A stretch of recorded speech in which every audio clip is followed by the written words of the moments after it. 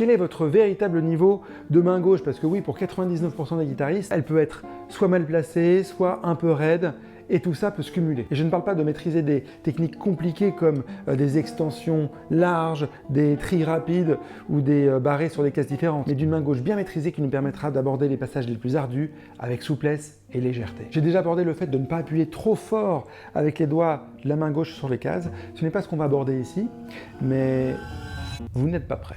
J'ai élaboré 4 exercices progressifs qui vont vous permettre de vous situer. Le dernier fait suer mes étudiants depuis la rentrée. Il envoie du lourd et je vous propose un petit jeu pour terminer. On va commencer par le premier exercice niveau débutant que tout le monde devrait arriver à faire. Donc vous vous mettez en 5e position, donc le doigt en face de la 5e case. Vous placez votre pouce en face du 2e doigt et vous allez jouer le premier doigt, le 2e, le 3e et le 4e. En changeant de corde, à chaque fois vous changez de corde et vous faites attention à plusieurs choses. La première, c'est que votre pouce derrière, vous ne le voyez pas, mais il doit rester toujours immobile, quelle que soit la corde que vous jouez. Ensuite, vous placez le bout des doigts près des barrettes. Vous avez vu, à chaque fois, ils sont près des barrettes. Si vous les jouez ici, si vous les posez ici plutôt, ça ne marchera pas. Vous les jouez simplement pour bien les placer. Ensuite, la deuxième étape, c'est de les jouer legato. Alors, pour ceux qui connaissent la chaîne savent que c'est important, pour moi je vous en parle souvent. L'idée c'est qu'il n'y ait pas de coupure dans le son. Quand vous faites le 1, puis le 2 par exemple, il ne faut pas qu'il y ait de trou, il ne faut pas qu'il y ait de silence. Silence, voilà, c'est très important parce que quand on a des pièces difficiles après, si vous n'avez pas l'oreille faite pour l'entendre, vous allez passer à côté et ça va sonner haché. Donc en montant, vous posez votre premier doigt, vous le jouez. Ensuite, vous posez le deuxième doigt, vous le jouez juste quand vous le posez, et ensuite, seulement ensuite, vous enlevez le premier doigt. C'est comme le petit bonhomme qui marche, il doit toujours y avoir un pied sur le sol. Pas ça, mais ça. Premier doigt, on pose le deuxième doigt, on enlève le premier. On pose le troisième, on enlève le deuxième. On pose le quatrième, on enlève le troisième, etc.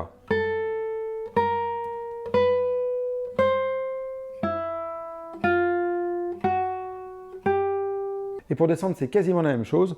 Vous posez votre 4, mais vous allez poser votre troisième doigt en avance. Parce que là, évidemment, ça gêne personne que votre troisième doigt soit posé. Donc, vous posez le 4 seulement quand vous en avez besoin. Ensuite, vous posez le troisième doigt un tout petit peu en avance. Et là, vous lâchez le quatrième doigt en même temps que vous jouez la note. Pas ça.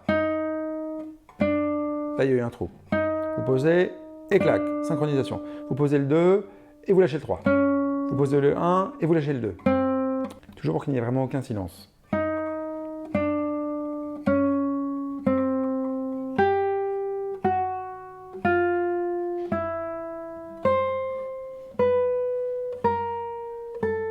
Après, vous pouvez aller un peu plus vite, mais c'est vraiment pas l'idée de l'exercice.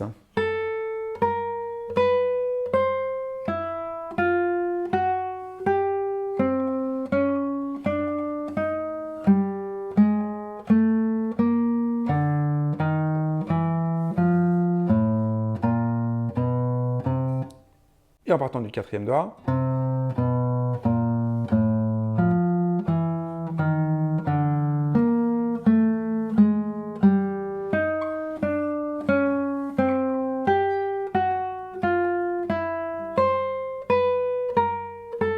et je rappelle que pour toute cette phase, mon pouce derrière n'a pas bougé et la main ici ne bouge pas, il y a seulement les doigts qui restent au-dessus des cases. On va passer maintenant à l'exercice intermédiaire que l'on va complexifier de plus en plus. Alors au début, ça va pas être très compliqué. Donc toujours, vous posez votre pouce à sa place et vous allez poser le premier doigt et ensuite le deuxième doigt sur la deuxième corde. Et on va faire des sauts de cordes. Donc on joue 1 et 2 sur la deuxième corde et ensuite sur la quatrième. Et quand vous faites ça, vous faites attention à ce que votre main ici ne bouge pas. Ok ? Simplement, il y a seulement les doigts qui bougent. Même mon quatrième doigt et mon troisième doigt, vous avez vu, ils bougent le moins possible. Et maintenant, on va faire ça sur la première et la sixième corde, en faisant toujours en sorte que la main bouge le moins possible.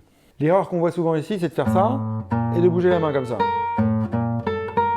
Et c'est vraiment pour l'exercice de ne pas bouger et de bien plier les doigts. Parce que souvent, ce qu'on a, c'est qu'on a les doigts un petit peu raides et on a un peu la flemme de les plier. Lorsqu'on fait, on bouge tout. Mais vraiment, pour faire des choses compliquées, il faut que la main elle reste le plus possible en place et ce sont les doigts qui doivent travailler. Donc, vous trouvez votre centre de gravité et vous bougez seulement les doigts. On a fait ça avec le 1 et le 2. Après, vous faites ça avec 1 et 3.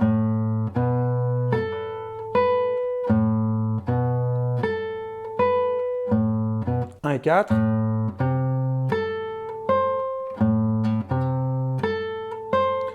2 et 3.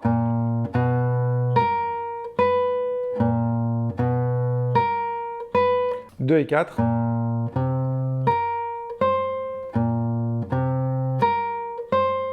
Et 3 et 4.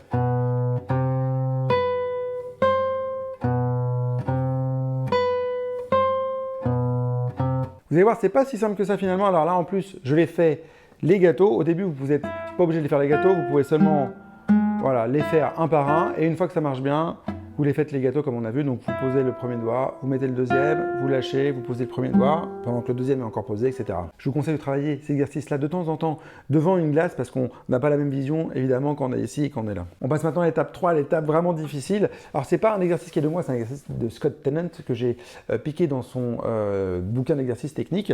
Alors ça va nous obliger à appuyer avec les doigts dans le bon angle. On va toujours rester en 5e position et vous allez poser sur la 3e corde votre 3e et 4e doigt, ok? Et on va faire notre exercice d'avant avec 1, 2. Mais maintenant, vous allez vraiment bloquer ces doigts-là et vous allez les appuyer sur les cases.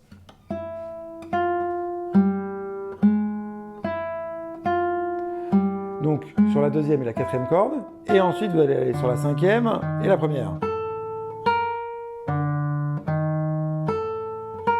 Alors pour 1 et 2, c'est pas très compliqué. Maintenant pour 1 et 3, si vous bloquez le 2 et le 4, ça fait ça.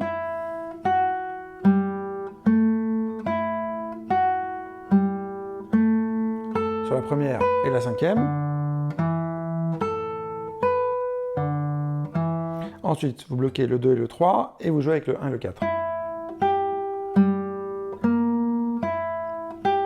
Finalement, ce qu'on travaille là-dedans, c'est l'indépendance des doigts. J'en ai pas encore parlé, mais c'est primordial. Donc, commencez staccato si vraiment vous n'y arrivez pas. Et ensuite, les gâteaux. Donc, vous posez votre premier, vous placez le 4 et ensuite vous enlevez le 1. Vous posez le 1 et ensuite vous enlevez le 4. Pareil, on joue avec le 2 et le 3.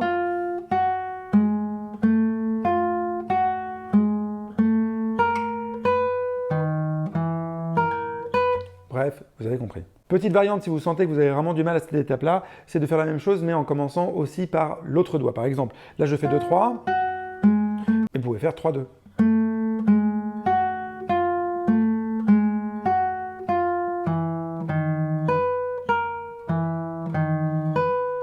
Et vous avez vu ici, ça ne bouge pas. Et avant de vous tester, pour voir si vous avez le niveau des professionnels, n'hésitez pas à liker la vidéo parce que vous savez que ça aide beaucoup la chaîne, donc merci à vous.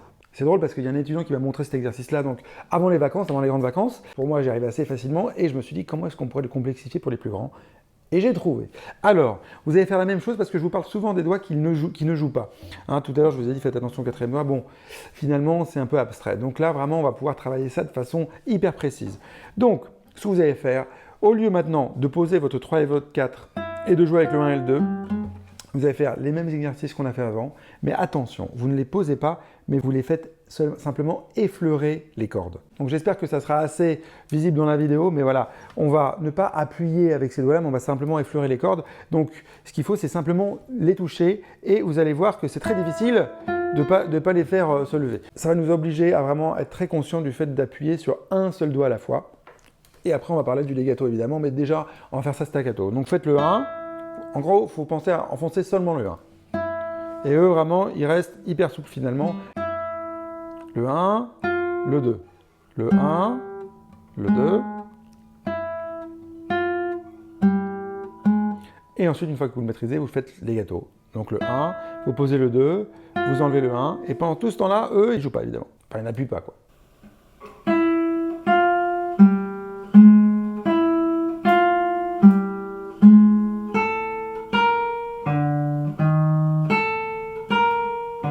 Ensuite avec 1 et 3.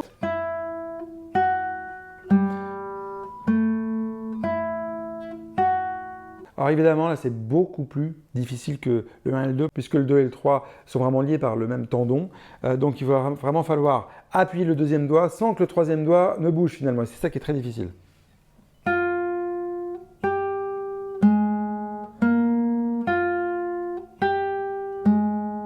Et ensuite sur la corde 1 et 5 évidemment. Et vraiment, vous surveillez celui-là, vous allez voir, c'est celui qui est le plus difficile à maîtriser. Et pour le 1 et 4, finalement, c'est beaucoup plus simple.